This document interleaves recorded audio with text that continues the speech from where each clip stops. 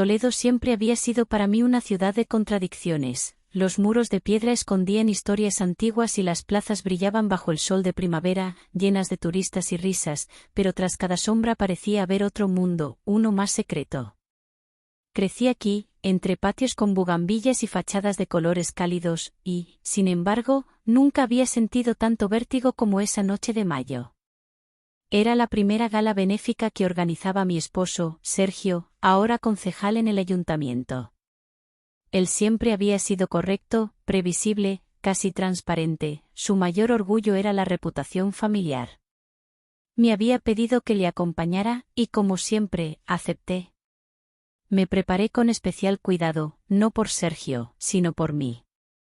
Elegí un vestido azul oscuro, de terciopelo ligero, con tirantes finos que dejaban los hombros al aire y una falda que caía hasta la mitad del muslo, lo justo para ser elegante sin ser demasiado formal. Bajo el vestido, unas medias de rejilla con pequeños lazos de raso en el borde superior, que se asomaban apenas y me sentaba de cierto modo. Y, como secreto personal, mi conjunto favorito de lencería Burdeos, sujetador con encaje suave y braguita a juego, ambos decorados con diminutas flores bordadas. No era un lujo para mostrar, sino para recordar que seguía siendo mujer, y no solo esposa. Para los pies, unos zapatos de charol negro con tacón medio, cómodos pero bonitos, y en el tobillo una pulsera de plata que tintineaba al andar. Me puse pendientes largos, sencillos, y en la muñeca una cinta azul, regalo de mi abuela. El pelo lo llevé suelto, con suaves ondas y una pequeña horquilla de mariposa. En los labios, solo un toque de brillo. Llegamos juntos al antiguo casino de la ciudad, un edificio de columnas y lámparas doradas, lleno de espejos y alfombras gruesas. Sergio se perdió enseguida entre colegas, empresarios y políticos, hablando de urbanismo, contratos y fiestas. Yo me refugié junto a la barra, sosteniendo una copa de cava, observando el salón como si estuviera detrás de un cristal. Fue entonces cuando lo vi. Vicente, el padre de Sergio, era un hombre al que siempre había percibido como distante, casi severo, pero esa noche parecía relajado, con una americana beige, camisa celeste sin corbata, y ese aire de sabiduría que dan los años. Llevaba el pelo canoso recogido hacia atrás, y en la muñeca un reloj de cuero antiguo. Se acercó a mí con una copa de vino blanco y una sonrisa discreta, más un gesto de complicidad que de cortesía. «¿No te aburres aquí, Leila?», me dijo con voz baja, tan cerca que pude oler su perfume, mezcla de cítricos y madera. «Un poco, la verdad», contesté, bajando la vista y jugueteando con el borde de mi copa. Hablamos primero de banalidades, el tiempo, el arte en las paredes, los dulces de la mesa. Pero pronto la conversación se volvió más íntima, más lenta. Había algo en su manera de mirar, de sostener la copa, que me hizo sentir desprotegida y a la vez poderosa. Sus ojos recorrían mis brazos desnudos, el hueco de mi clavícula, y aunque su tono era siempre educado, notaba que cada palabra tenía un doble filo, una doble intención. Vicente no hablaba mucho, pero sus silencios decían más que cualquier frase. En algún momento, alguien pasó y me pidió una foto. Vicente se apartó, pero no del todo. Sentí su mirada en mi nuca mientras sonreía para la cámara. Cuando volví a la barra, él seguía allí, esperándome. Me ofreció una aceituna de su plato, y al rozar sus dedos los míos, sentí una descarga sutil, como electricidad. No era casualidad, fue intencionado, pero delicado, y yo no me aparté. La fiesta seguía. Sergio estaba ocupado en otra sala. Yo me quedé charlando con Vicente, cada vez más cerca, cada vez más cómplices. Me preguntó por mis aficiones, por mis estudios de historia del arte, por mis viajes a Granada, a Barcelona. Le conté detalles que nunca había compartido con su hijo. A veces, sus rodillas casi rozaban las mías y, cuando reía, me miraba directamente a los labios, no a los ojos. El ambiente estaba cargado, pero nadie lo notaba salvo nosotros. Hacia el final de la noche, anunciaron que el servicio de chofer estaba completo. Vicente se ofreció a acompañarme en taxi hasta casa. Dudé, pero acepté. El viaje fue silencioso, solo el sonido del motor y la luz de las farolas pasaban sobre su rostro. Sentí su mano sobre su rodilla, a apenas unos centímetros de la mía, y mi corazón latía con fuerza. Ninguno dijo nada. Al llegar a mi portal, se bajó conmigo, me miró fijamente. No hizo nada más, solo una mirada profunda y una sonrisa que decía todo. Me temblaron las piernas al subir las escaleras. Aquella noche me desnudé con lentitud.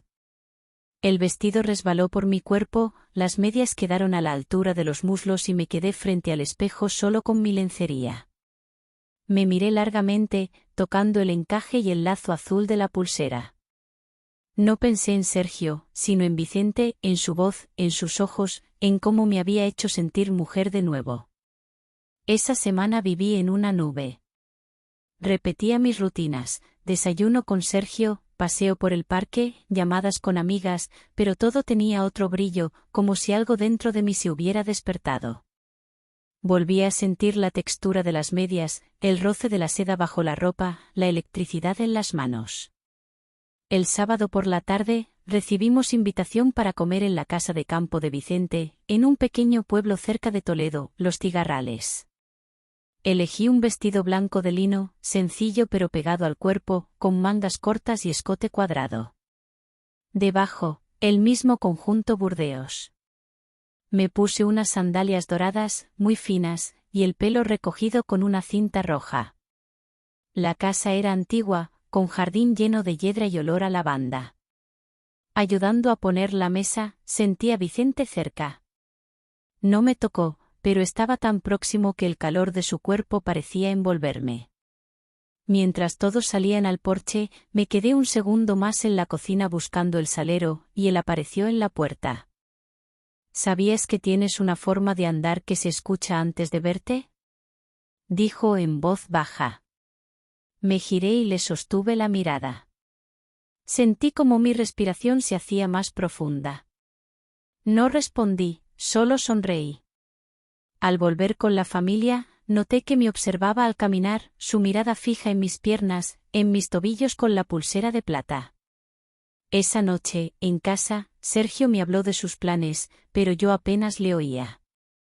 Solo pensaba en el roce de la mirada de Vicente, en el murmullo de su voz. Al acostarme, volví a mirar mi lencería, toqué el encaje con la punta de los dedos y me dormí sintiendo mariposas en el estómago. Pasaron 3 días sin señales de Vicente. Me debatía entre el deseo y el miedo, entre lo correcto y lo prohibido. El miércoles, le escribí, ¿todavía tienes aquel libro antiguo de fotografías de la familia? Me gustaría enseñárselo a Sergio por su cumpleaños. Contestó casi de inmediato, por supuesto. Ven mañana por la tarde, después de las 5. Estaré solo. No dormí esa noche. Al día siguiente, me vestí con una blusa celeste de seda, falda lápiz gris y unos calcetines altos, blancos, de talle casi infantil bajo unos mocasines de charol.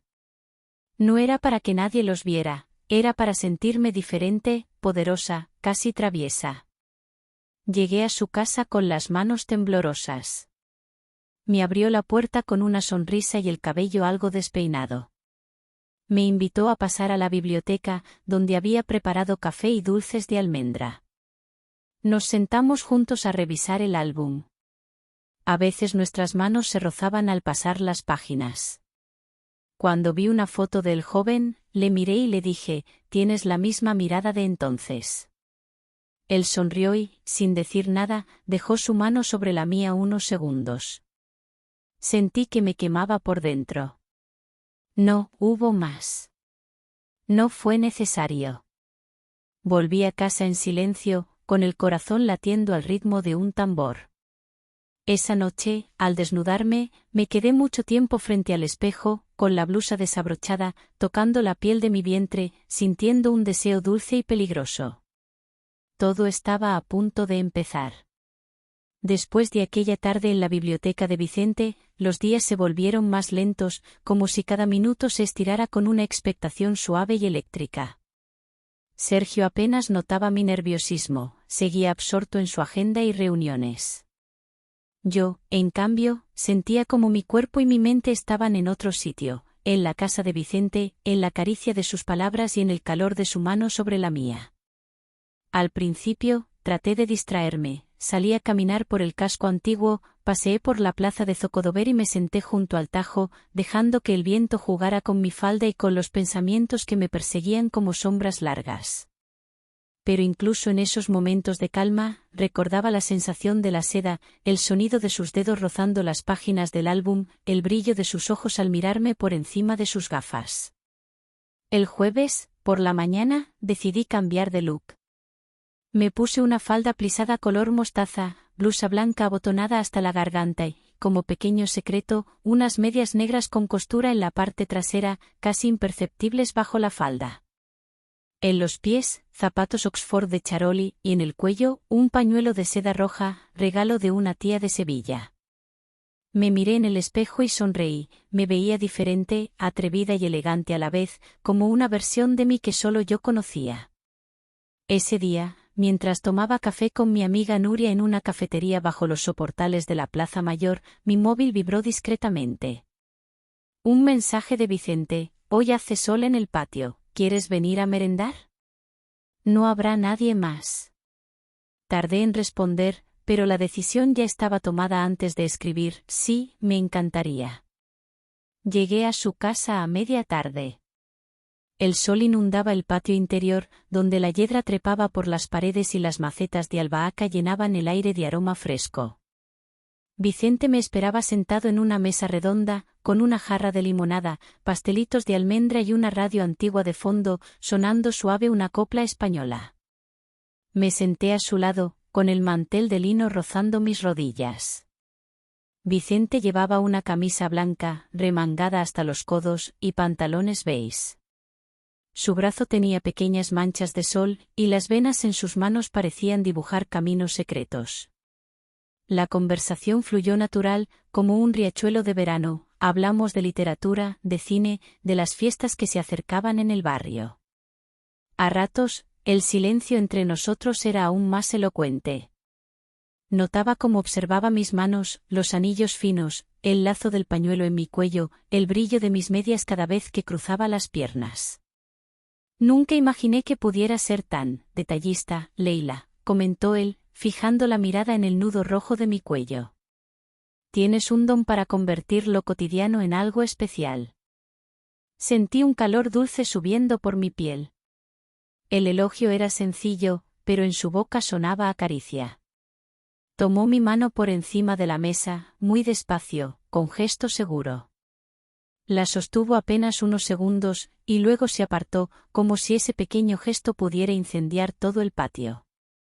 Al despedirme, me ayudó a ponerme la chaqueta, pasando sus manos despacio por mis hombros.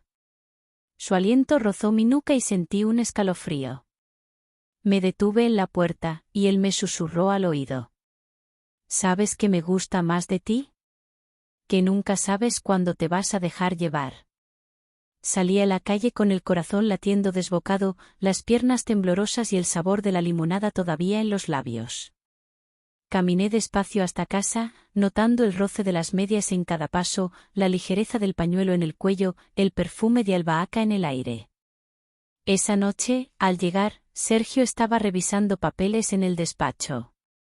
Le llevé un café y me senté a su lado, fingiendo normalidad. Pero sentía que mi piel había cambiado de textura, como si me hubieran dado una capa invisible de deseo. Los días siguientes, los mensajes con Vicente se volvieron más frecuentes, aunque siempre discretos y cifrados: fotos de un libro, un comentario sobre la lluvia, una invitación para probar una tarta casera. Cada palabra era un juego, una provocación pequeña, un secreto compartido entre dos adultos que no necesitaban confesiones para entenderse. Un domingo, Sergio propuso pasar el día en Aranjuez, recorriendo los jardines y almorzando junto al río. Yo acepté con gusto, deseando desconectar, pero sabiendo que parte de mí no estaría allí. Para la ocasión, elegí un vestido amarillo pastel, sandalias de tiras finas y un sombrero de paja con cinta azul. Por debajo, medias cortas de encaje blanco, apenas visibles. En los jardines, mientras Sergio se entretenía con su móvil, sentí una vibración, mensaje de Vicente. ¿Te imaginas perderte aquí? Hay 1000 rincones secretos. Miré a mi alrededor y sonreí, pensando en qué pasaría si él estuviera allí, ocultos entre las fuentes y los setos. La idea me hizo ruborizarme, y Sergio me miró extrañado. Al volver esa tarde, recibí una llamada de Vicente. Su voz era serena, pausada. Leila, ¿puedes venir mañana? Quiero enseñarte una colección de postales antiguas que encontré en el desván. Son preciosas. El lunes fui a su casa temprano. Llevaba jeans ajustados, blusa de algodón azul claro y, por capricho, unos calcetines altos a rayas bajo las botas, otro fetiche oculto que solo yo podía disfrutar. En la biblioteca, la mesa estaba cubierta de postales de lugares de toda España, Córdoba, Salamanca, Cádiz, Valencia. Vicente me enseñaba cada una, relatando historias, inventando anécdotas, a veces tocando suavemente mi mano al pasarme alguna carta. En un momento, nuestros dedos se cruzaron más de lo necesario. Nuestras miradas se encontraron y, por primera vez, sentí que todo lo que no habíamos dicho flotaba en el aire. Era una tensión dulce, como la nota aguda de un violín antes de romperse. No hubo besos, ni palabras grandes, solo el pulso acelerado y la promesa de algo inminente. Cuando me marché, Vicente me acompañó hasta la puerta. Me sujetó del brazo, mirándome muy cerca. A veces, las cosas más importantes son las que nunca llegamos a decir. Volví a casa con esa frase grabada en la piel, en la cabeza, en cada latido. Aquella noche, mientras me quitaba la ropa y doblaba despacio la blusa, acaricié el encaje de los calcetines y sonreí, sabiendo que lo prohibido siempre encuentra la manera de vestirse de cotidiano. Mi vida seguía igual para todos. Pero dentro de mí, ya nada era lo mismo. Aquel verano llegó como una ola lenta, cubriendo Toledo de luz dorada y tardes que parecían no terminar nunca. Las calles olían a naranjos y a piedra caliente. Sergio estaba cada vez más ocupado, viajes a Madrid, reuniones, cenas oficiales. Yo llenaba mis días con paseos, lecturas, clases de yoga y, sobre todo, con una ansiedad suave, como una corriente subterránea que solo yo sentía. Me había vuelto adicta a los pequeños rituales, elegir la ropa con más cuidado, buscar nuevas medias con encajes diferentes, combinar pulseras y anillos finos, disfrutar el tacto de la seda y el lino sobre la piel. Cada prenda era un secreto, un mensaje en clave, como si estuviera esperando que alguien, él, lo descubriera. El contacto con Vicente se hizo más sutil, pero también más profundo. Empezamos a enviarnos cartas escritas a mano, escondidas en libros que nos prestábamos. Sus palabras eran siempre precisas, jamás explícitas, pero en cada línea sentía el mismo deseo que me consumía a mí. Una vez, entre las páginas de un poemario de Lorca, encontré una nota suya: no hay espejos suficientes para reflejar todo lo que callamos. Guardé esa frase doblada en mi monedero, como un amuleto. Una tarde de julio, Vicente me invitó a visitar su taller de restauración, en una casa antigua junto al río. El lugar era un refugio de silencio, suelos de barro, paredes encaladas, herramientas colgadas ordenadamente. Había luz de la tarde filtrándose entre persianas, y el olor a cera y madera era reconfortante. ¿Sabías que el secreto de restaurar no está en borrar las cicatrices, sino en entenderlas? Me dijo mientras pulía una vieja silla de mimbre. Quizá por eso me gustan tanto los objetos antiguos, contesté. Porque conservan el eco de quien los ha tocado. Me ofreció un delantal beige y me invitó a ayudarle con una lámpara de bronce. Me arremangué la blusa de lino, ajusté la falda hasta la rodilla y, como travesura personal, me aseguré de que las medias rosas con lazo en el muslo asomaran un poco si me movía. Vicente lo notó, pero no comentó nada. Solo me dedicó una sonrisa casi imperceptible y me ayudó a colocarme los guantes de algodón. Trabajamos en silencio, muy cerca, a veces rozando los brazos o los hombros. El roce del algodón y el lino, el sonido del pincel sobre el metal, las miradas largas y los silencios intensos, todo era una coreografía delicada, una danza de promesas no pronunciadas. Al terminar, Vicente preparó café frío y una tarta de limón que había horneado él mismo. Nos sentamos en el pequeño balcón, mirando el río. La brisa movía mi falda y jugaba con mi cabello. Vicente no dejaba de observarme, con una calma que me hacía sentir a salvo y en peligro al mismo tiempo. A veces siento que todo lo que vivimos es un reflejo, dijo. Que solo nos atrevemos a mirarnos en los otros cuando dejamos de mirarnos a nosotros mismos. No respondí. Solo dejé que el silencio se instalara entre nosotros, cargado de una ternura que me desarmaba. Esa noche, en casa, encendí una vela en mi habitación y me miré largo rato en el espejo.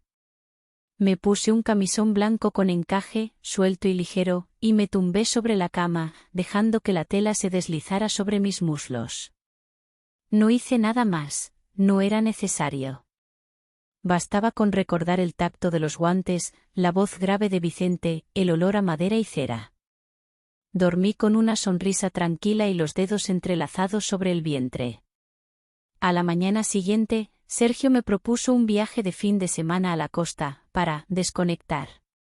Acepté, sabiendo que algo en mí ya no podía volver atrás. En la maleta guardé, además de los básicos, mi conjunto favorito de medias grises de lunares, una diadema azul marino y el libro de Lorca con la nota de Vicente. El viaje fue agradable, pero distante. Paseamos por la playa de Valencia, cenamos paella junto al mar, pero entre nosotros había un muro invisible. Sergio intentaba ser atento, incluso romántico, pero yo solo pensaba en los mensajes secretos, en el olor a taller, en cómo Vicente me miraba cuando creía que nadie lo veía. Al regresar, encontré en casa un paquete pequeño. Dentro, había un abanico de encaje blanco y una nota, para que recuerdes que el deseo también puede ser fresco, como el aire. No estaba firmado, pero no hacía falta. Esa noche, me senté en la terraza, con el abanico entre las manos, llevando solo una bata ligera y calcetines altos de algodón. El aire era cálido, y la ciudad brillaba a lo lejos. Me sentí libre, feliz, y un poco culpable. Con el paso de los días, el juego de los mensajes y los encuentros furtivos se volvió más intenso. Un día, Vicente me invitó a una exposición de fotografía en el Centro Cultural. Fui con un vestido negro, medias claras y bailarinas de charol. Caminamos juntos entre las imágenes, hablando en susurros. Al final, nos sentamos en una sala vacía, solo iluminada por la luz que se filtraba de la calle. Allí, sin previo aviso, Vicente tomó mi mano, la acarició despacio y luego la soltó. No hizo nada más. Pero para mí, ese gesto fue más íntimo que cualquier otra cosa que hubiera vivido. Regresé a casa esa noche sintiendo que mi cuerpo y mi mente eran un territorio nuevo, inexplorado y, sobre todo, mío. El final del verano llegó con un aire más fresco y el sonido de las cigarras se fue apagando. Toledo se llenó de olor a tierra mojada y de colores dorados en los atardeceres. Sergio empezaba una campaña política nueva, más exigente, y casi no estaba en casa. Para todos, yo seguía siendo la esposa sonriente y educada, pero dentro de mí había algo diferente, una inquietud dulce, un deseo de salir de las sombras. Las tardes solía pasarlas en el pequeño taller de cerámica que descubrí en el barrio judío. El arte entre mis manos me daba paz, pero también encendía mi imaginación. Me gustaba sentir el barro fresco, los dedos cubiertos, los brazos salpicados de gotas de agua. Usaba delantales viejos y camisetas anchas, pero siempre, debajo, algún detalle especial, una braguita de encaje azul o calcetines altos con puntilla. Ese secreto me acompañaba y me hacía sonreír, aunque nadie pudiera verlo. Un jueves, Vicente me propuso encontrarnos en el invernadero de la casa de sus padres, un lugar apartado lleno de macetas, helechos y geranios. Fui con una falda midi de lino blanco y un top corto color coral, atando un pañuelo de lunares en el cabello y pendientes de aro grandes. Llevaba sandalias de tiras y, como siempre, unas medias con costura fina que casi nadie podía notar. Me sentía como una heroína de otra época. El invernadero era cálido, y el aire olía a menta y tierra húmeda. Vicente me esperaba junto a una mesa de madera, sobre la que reposaban 2 tazas de té y una bandeja con dulces de almendra. Estaba vestido con pantalones de lino y una camisa remangada. El cabello revuelto y la barba incipiente le daban un aire aún más atractivo, menos perfecto, más real. No sabía que supieras preparar té marroquí, le dije, sonriendo mientras me sentaba. Hay muchas cosas que no sabes de mí, Leila, respondió, acercándome la taza.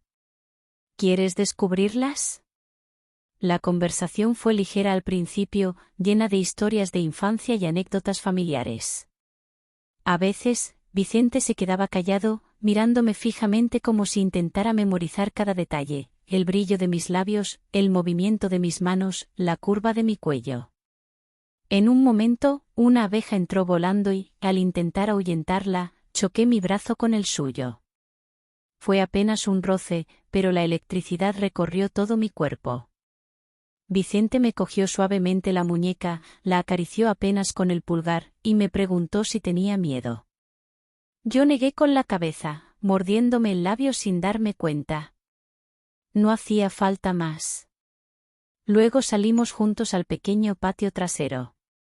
Había un columpio de madera atado a un árbol. Vicente me animó a sentarme, y empezó a empujarme suavemente, de modo que el aire levantaba mi falda apenas unos centímetros, dejando ver el borde de las medias y el brillo de mis piernas al sol. Reía, no por lo que decía, sino por lo que no decíamos. Cuando paró el columpio, Vicente se agachó delante de mí. Tenía las manos en mis tobillos, sus dedos apenas tocando la pulsera de plata que nunca me quitaba. Sus ojos se detuvieron en mis pies, en el dibujo de los calcetines, en el empeine. Sentí el impulso de acariciarlo, de dejarme llevar, pero me contuve, solo cerré los ojos y respiré hondo. Volvimos dentro, y pasamos un rato escuchando música, compartiendo historias, sentados en la alfombra. La luz de la tarde entraba en rayas por los cristales. Me tumbé boca arriba, y él se sentó a mi lado, en silencio. No hubo besos, ni caricias explícitas, pero sentía su calor junto al mío, la promesa de algo tan fuerte que casi dolía.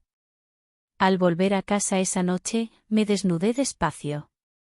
Guardé la ropa del día, dejé los calcetines doblados junto al camisón y, al mirarme en el espejo, sonreí.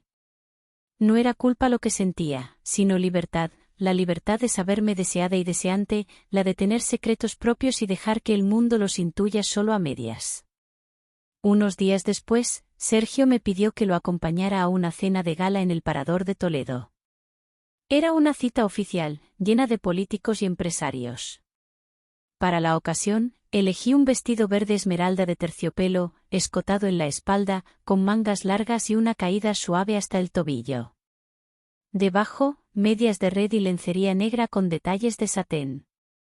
Me recogí el pelo en un moño bajo, dejando algunos mechones sueltos y elegí pendientes pequeños de perlas. Durante la cena, sentí muchas miradas, pero la más intensa fue la de Vicente. Estaba allí, en una mesa diferente, pero sus ojos me seguían, atentos a cada gesto, cada movimiento. Jugaba con la copa de vino, cruzando y descruzando las piernas, notando cómo el encaje rozaba mi piel, como si él pudiera percibirlo desde lejos. Al terminar la gala, me encontré a solas con Vicente en el pasillo junto a los ventanales. La ciudad brillaba a lo lejos, y el silencio entre nosotros era perfecto. «Esta noche estás especialmente guapa», susurró. Le sonreí, rozando mi mano con la suya, apenas un segundo, suficiente para que la electricidad volviera a recorrerme. Me acerqué a su oído y respondí muy bajito. «Gracias. No es solo el vestido». Nos separamos enseguida, cada uno a su mundo. Pero el deseo era tan real como la luna sobre el Tajo, y su eco me acompañó hasta el amanecer. Aquella noche dormí poco. Me puse una camiseta vieja de Sergio, pero debajo, solo el encaje. Miré la ciudad desde la ventana, sentí el viento en la piel y supe que ya no era la mujer de antes. No necesitaba pruebas ni confesiones, todo estaba dicho en las miradas, en los roces, en los secretos compartidos. La libertad, pensé, puede ser silenciosa. Pero nunca, nunca es invisible.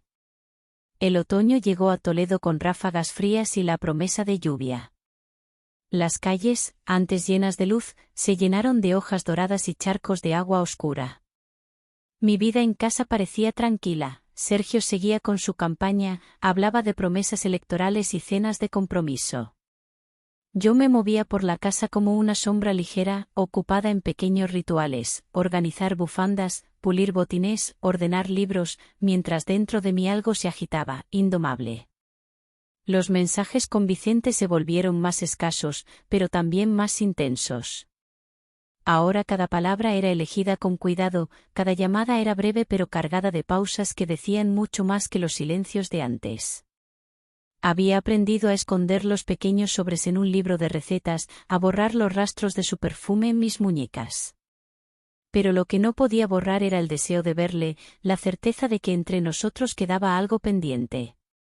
Un viernes, Sergio anunció que debía viajar a Sevilla todo el fin de semana. Cuando cerró la puerta, sentí un escalofrío dulce, una libertad inesperada y peligrosa. Me preparé con esmero, como en una ceremonia. Escogí un vestido de punto gris claro, ceñido, de manga larga, bajo el cual llevaba lencería nueva de encaje color marfil y unas medias altas, de canalé, suaves y cálidas. Me puse botas cortas de piel, una bufanda azul oscuro y un abrigo largo. En el bolso, solo lo imprescindible, las llaves, una barra de labios y una nota escrita por Vicente que aún no me atrevía a destruir. Salí temprano, atravesando la ciudad aún medio dormida, hasta llegar a la casa familiar de Vicente en el barrio de los Cobertizos. La puerta se abrió antes de que pudiera llamar, él estaba allí, esperándome, con un jersey de lana, vaqueros gastados y el cabello algo desordenado. Me abrazó de inmediato, fuerte, silencioso, con una ternura que me desarmó. No hubo palabras. Caminamos juntos al patio interior, donde las bugambillas aún florecían pese al frío. Vicente puso música suave, un viejo disco de guitarra española, y preparó té con miel. Nos sentamos en una manta, cerca del calor de una estufa, compartiendo trozos de pan y mermelada de naranja.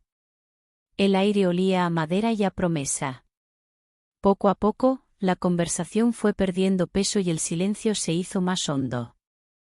Vicente tomó mi mano, la acarició despacio, deteniéndose en la línea de la muñeca, como si leyera en mi piel el destino de ambos.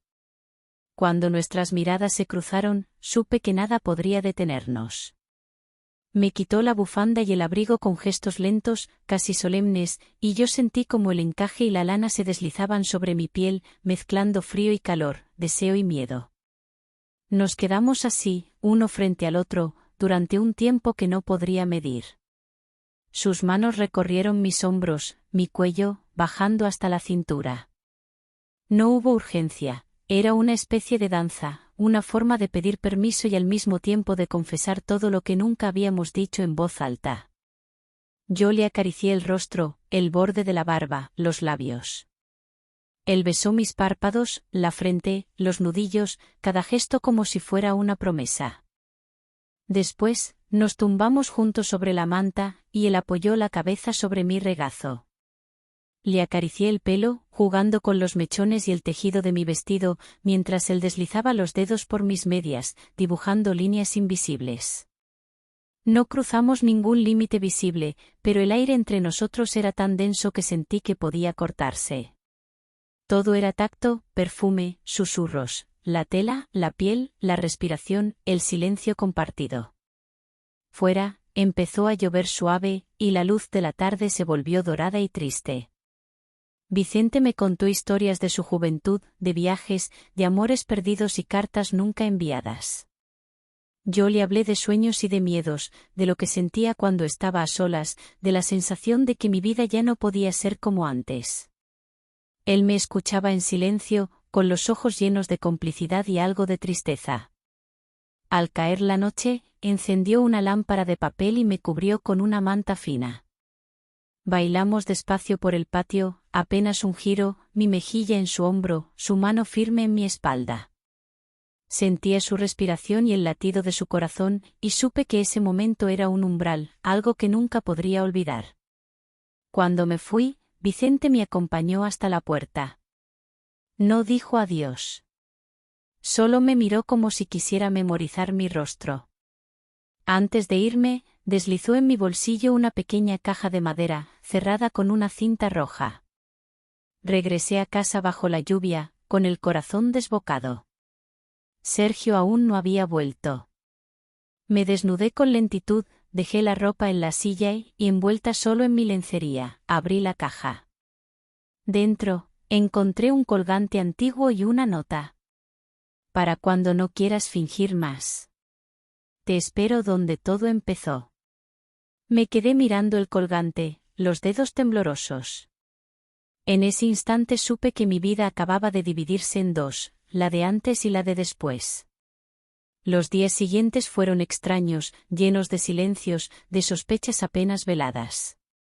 Sergio me observaba distinto, como si intuyera que yo ya no era la misma. Me traía flores, me hacía preguntas sobre mi día, intentaba acercarse con ternura. Yo respondía con sonrisas y palabras medidas, pero sentía que cada vez me alejaba más. Una tarde, al volver de hacer la compra, encontré una carta anónima en el buzón. Era solo una hoja, con una frase breve: no todos los secretos están a salvo. Alguien más sabe lo que ocultas. La mano me tembló. Miré a los lados, sentí el pulso acelerarse. Por primera vez en mucho tiempo, sentí miedo. No por lo prohibido, sino por lo que podría venir después. Esa noche, sentada frente al espejo, con el colgante de Vicente sobre la piel desnuda y la nota a mi lado, comprendí que el deseo y la verdad siempre dejan huellas. Miré mi reflejo largo rato, ya no era solo Leila, ni esposa, ni amante, sino algo nuevo, una mujer en el filo de su propia historia. Miré por la ventana, vi la ciudad dormida y pensé: ¿quién habrá enviado la carta? ¿Qué haré ahora? La historia, lo supe, no había hecho más que empezar.